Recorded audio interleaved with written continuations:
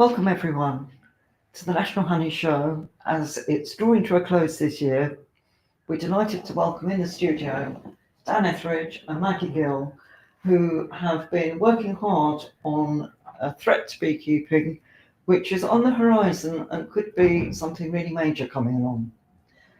Dan, starting with you, how did you get involved with this tropilaelaps mite? So as my day job, my full-time job is with the National Bee Unit.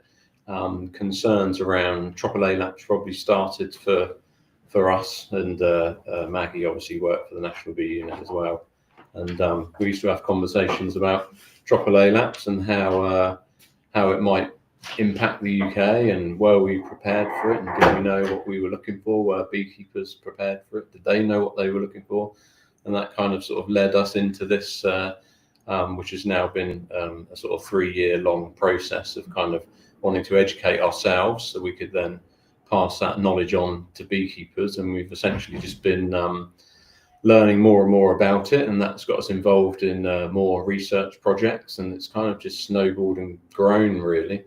And it's just I think we've probably raised the profile of it considerably in the UK over the last few years, and people are coming more and more on board with it, and they know the name. A few years ago, a lot of people didn't even know how to say tropilaelaps, let alone sort of what it was.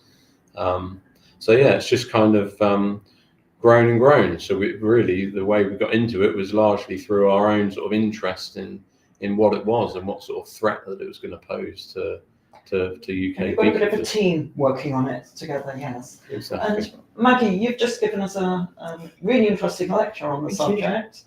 And so tell us a bit about where in the country you're based and how you've progressed your research on this.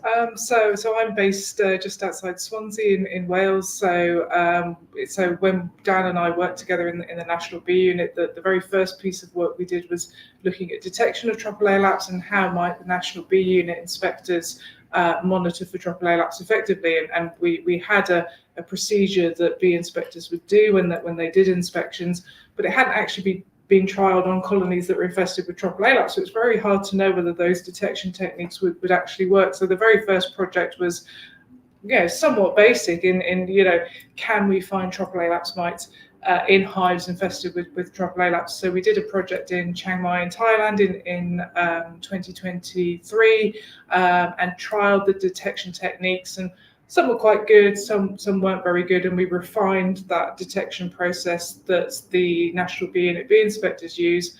But I think it was that process of seeing tropilaelaps in actual colonies and the damage it did to those beehives in Thailand and the difficulties that beekeepers have that really made us sit up and sort of think, oh, actually, this is a bigger threat than we'd appreciated. And like Dan said, that kind of fueled our passion to find out more. So Science was set up almost 2 years ago, and it was set up so that we could do this research and follow different avenues of work. So detection of tropilaelaps was very important, but that project came to an end. And then there were all these other questions about how do they reproduce, how do they survive in colonies which are broodless, how are they transmitted, what threat do tropilaelaps pose in queen imports or package imports and things like that. So, and I think every time we do a piece of research, we answer maybe 1 or 2 questions, but then we've got 40 additional questions that I've got a list in my notebook of tropilaelaps things to look at, and Dan and I WhatsApp quite regularly, and that list grows, and it's like, hey, we should look at this next. And when we meet up, we chat, and it's like, I saw this, and when Dan works with them, he's like, I saw this, and it's great. So it's not just myself and Dan. The kind of core Science team are Paul Davies and George Tong. So they're 2 Welsh bee inspectors, and they come out to Thailand, they come out to Georgia and work with us. And then there's Kevin Pope and Avril Earle, who are retired bee inspectors, and they come and help on the work. So we've all got that bee inspector knowledge. We were all beekeepers first. We became bee inspectors. I think we're uniquely placed because with that bee inspector background, you see so much. So you're not just looking at your own hives every day, you're seeing everybody's hives, and you see commercial beekeepers, you see beginner beekeepers, you see Dadant hives and national hives and top bar hives and foul brood and varroa, and just that wealth of knowledge really sort of goes on to kind of inform our passion and the directions that we take things. And we're very focused on how will anything we do, how will that help beekeepers? Because I think with tropilaelaps, certainly it's going to be beekeepers that have to deal with it in the long run. And our main focus is helping beekeepers and currently helping beekeepers in Georgia, but God forbid if it gets to the UK, so that the UK is better prepared and the beekeepers are better prepared to deal with it. So yeah, it's sort of naturally evolved, and it's just our passion of that kind of inquiring mind, I think. And what's the geographical spread at the moment? So it was confirmed in Western Russia, so the Krasnodar and Rostov regions of Western Russia in 2024. So that's on the Black Sea area. And then just after that, so again in 2024, it was confirmed as being present in Georgia, so the country Georgia, which is again on the Black Sea. So it's thought that tropilaelaps came from the north, from those Russian regions down into Georgia. And then in 2025, the European Union Reference Laboratory released a statement, I think probably back in July or August, it's on their website, where there are 2 unconfirmed reports of tropilaelaps in Crimea and then in Belarus. So those pieces of research come from 2023, but they've kind of only really been put out sort of on the internet this year. And I think the concerning thing about that is that it's a bit of an unknown situation. So it's not confirmed. So potentially it might not be tropilaelaps, but if it is tropilaelaps, then it's been there for 2 years. And is it established? Is it spreading? Is what are the beekeepers facing there? So it's concerning because it's difficult to get that information out. And you've got Poland right next door to Belarus, very big, beekeeping heritage there, and all of the surrounding countries are at risk. So Did you mention Thailand earlier as well? Yes. So tropilaelaps naturally comes from Southeast Asia, so it naturally infests the giant honeybee species that you get in Southeast Asia. So right the way across from Thailand, all the way sort of up to China, and then across sort of through India, Pakistan, Afghanistan, through the Kyrgyzstan, Kazakhstan. And then sort of over to the Black Sea, Iran. It's thought to be in Iran. It's not confirmed, but I think it probably is. It's just more the sort of political climate that makes it difficult to confirm its presence there. So yeah, I would anticipate pretty much solidly from Southeast Asia right the way across to now what is sort of Georgia, Russia, and then potentially Belarus and Crimea. So it's fairly widespread now. And you've mentioned that it jumped species. So how did the original species cope? Did they obviously haven't been wiped out. So have you looked at their coping mechanisms? So they naturally infest these giant honeybee species, and they're actually quite difficult to research. So we're very interested in them, but they're a very big bee. They nest very high up on sort of cliffs and tall trees. So to actually go and sample those bees, it's not that easy. But they've co-evolved over millions of years, and they have things like they will migrate, so they will leave that brood behind and potentially leave the tropilaelaps mites behind to die. They groom themselves. The giant honeybees are a very different bee species to our Western honeybees, and our Western honeybees just don't have those coping mechanisms for tropilaelaps, unfortunately, and that's why you're seeing significant losses of Western honeybees, whereas the Apis dorsata and Apis laboriosa, they've had 1 million years to evolve, so that there's this natural parasite-host relationship, and a parasite doesn't want to kill its host. So yeah, it wants to spread, it wants to get out there and travel to new places. So yeah. And how does the actual mite, the size, colour, shape, being able to observe it, compare with the varroa? It's very, very small. It's probably the first thing I would say. So probably one of the things of note, and one of the first things we found out, really, one of the biggest notable things is just how small it is and how hard it is to see. So we'd sort of gone along for many years sort of assuming that we would see this mite if it cropped up in a hive at home, or while we were out doing our job. But we soon realized that it's about a third the size of varroa mite, which is probably, that's probably a generous estimate actually. But not only that, it's much sort of paler as well. So if you're used to looking at varroa mites on a slide-in floor, they kind of reflect the light quite well. They're kind of this sort of shiny, glossy red. Whereas tropilaelaps aren't like that, so that they're much duller. So when you've got all other detritus on a slide-in floor, it's very difficult to see, to distinguish between what's, a pollen or dust or a wax capping or something, and versus a tropilaelaps mite. So they're much smaller, and they're an elongated body rather than the kind of oval body of a varroa mite. And generally, I think, unless you're really looking for tropilaelaps mites, beekeepers sort of aren't going to see them in their hives, which is probably one of the most sort of worrying things about it, really. So, we talk a lot about small hive beetle and that sort of thing as well. So if small hive beetles are in your colony, you're going to see them. I have no concerns at all that that's going to be detected really quite quickly by beekeepers. But tropilaelaps is a whole different thing, Silent killer. The silent killer, yeah, but that's probably, the way to describe it. Yeah, much smaller than a varroa mite. It's a sort of oblong pill-shaped mite instead of the red glossy oval shaped of the varroa mite. I hate to say it, but yeah, it's not something that, unless you're not just going to come across it. If you're looking for it, yes, you might find it. Maggie's just in her presentation talked about the various detection methods that we've trialed over the years, and certainly the uncapping with the wax strip seems to be one of the most efficient ways for sure for finding them. But yeah, it's unless you're looking, I might say you're not going to find them is probably the answer to that, really. And I think what we've seen as it's transmitted across Asia and then into Europe is that when it is detected, it's at that point where they're at very high levels. So it's coming to the point where colonies are collapsing. So that's also concerning, is that it's very difficult for the beekeepers to spot it in the hive, and it gives it that chance to get established in an area. And that's kind of part of the complexity of dealing with it as it gets transferred. So have you got any superb ideas as to where to go next with your research? I mean, obviously it's detection and treatment, but are there any things that you can envisage that would be helpful along the way?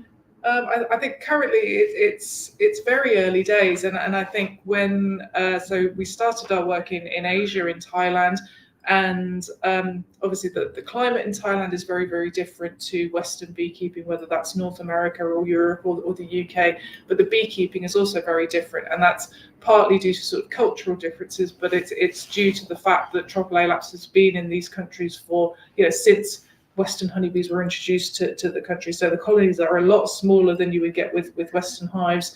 And we tried sort of, various things in terms of treatment and different experiments, but we've always kind of had at the back of our mind is that it's not representative of what we do in the UK or what beekeepers do in North America.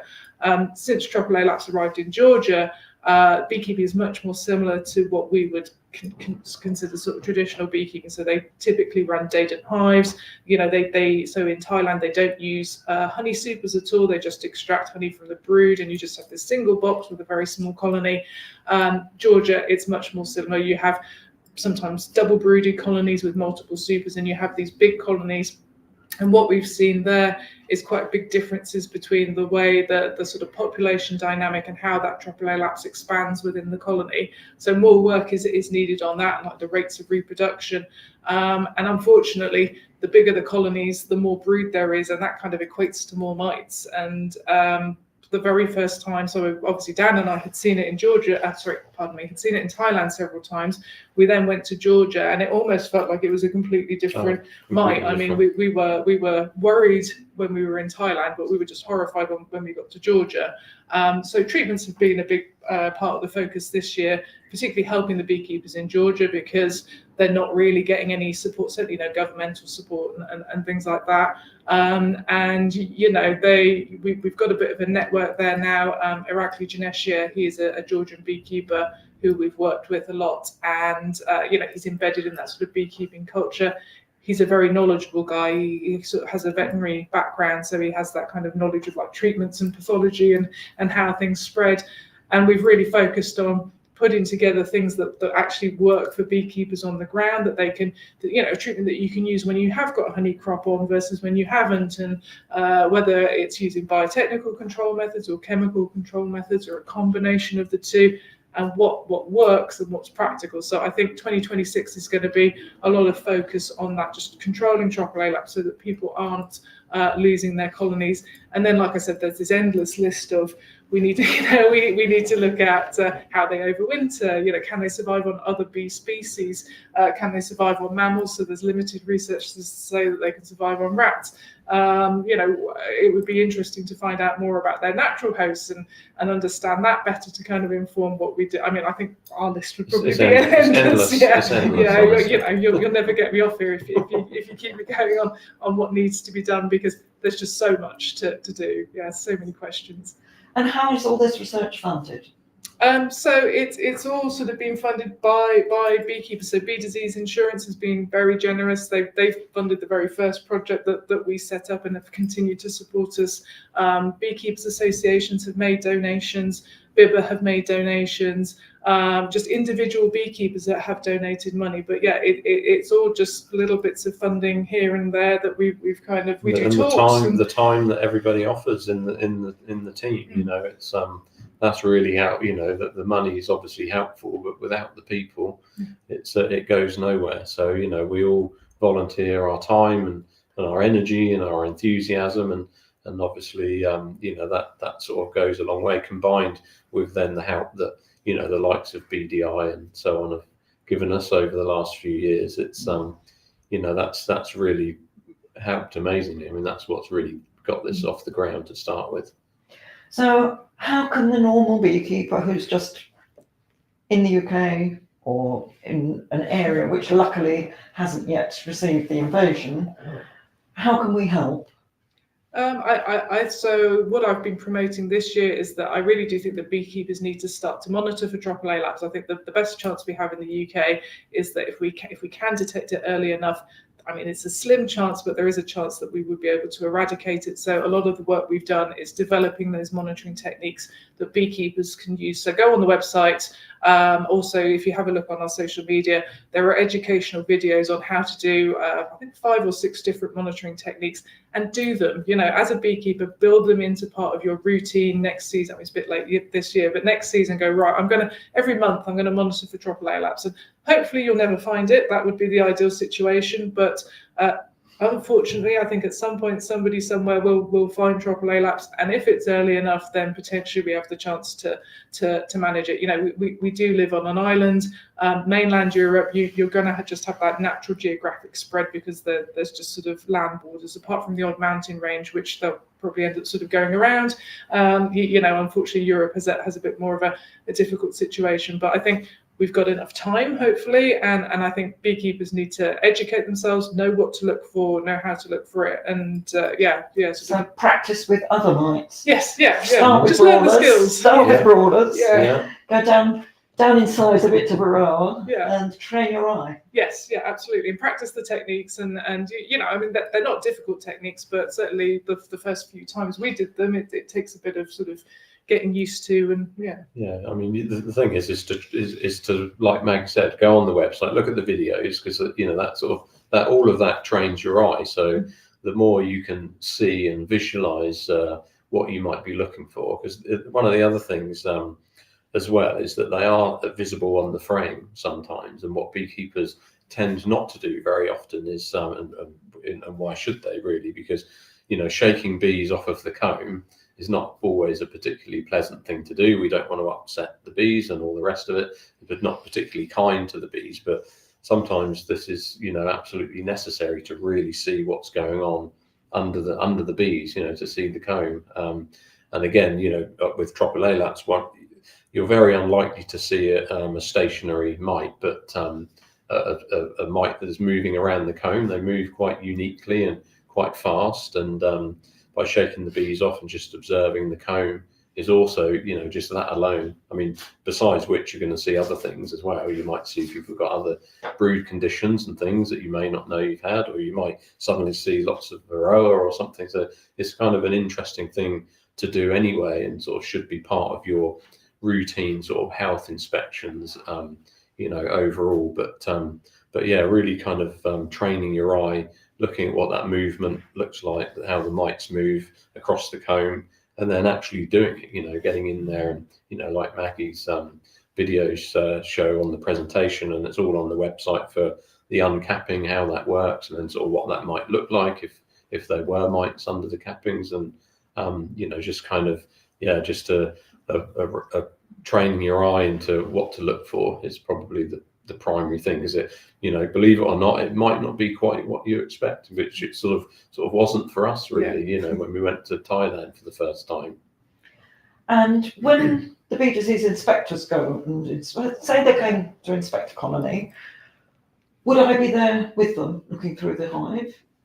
And are they trained to point out things to individual beekeepers? They are, yeah. I mean, that's sort of their bread and butter work, really. Is you know, an inspector would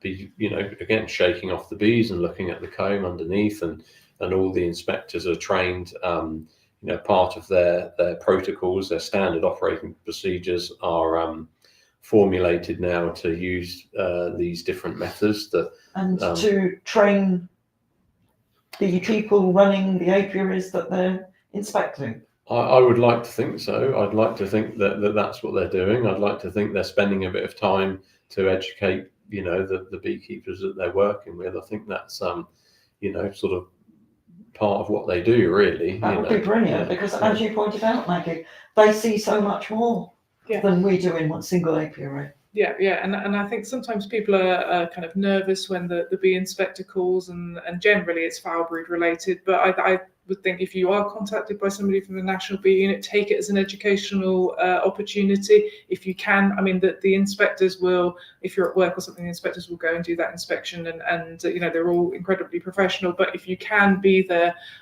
when the inspectors do that inspection, you know, I did the job for 10 years, and I always took a great deal of pleasure in like teaching as I, you know, you're going through a hive anyway, you're seeing things. Dan and myself, we've both sort of done off the cuff kind of educational things of, this is your colony, this is what we're seeing, you know, you might want to think about this, you might want to think about that. And certainly if they're doing exotic pest inspections, you'll see those tropilaelaps monitoring techniques and ask questions. And I can't think of a bee inspector that wouldn't love to kind of, everybody, first and foremost, they're beekeepers, so everybody's passionate about bees and beekeeping, and they'll sort of get you up to speed on what you should be looking at and what you should be doing.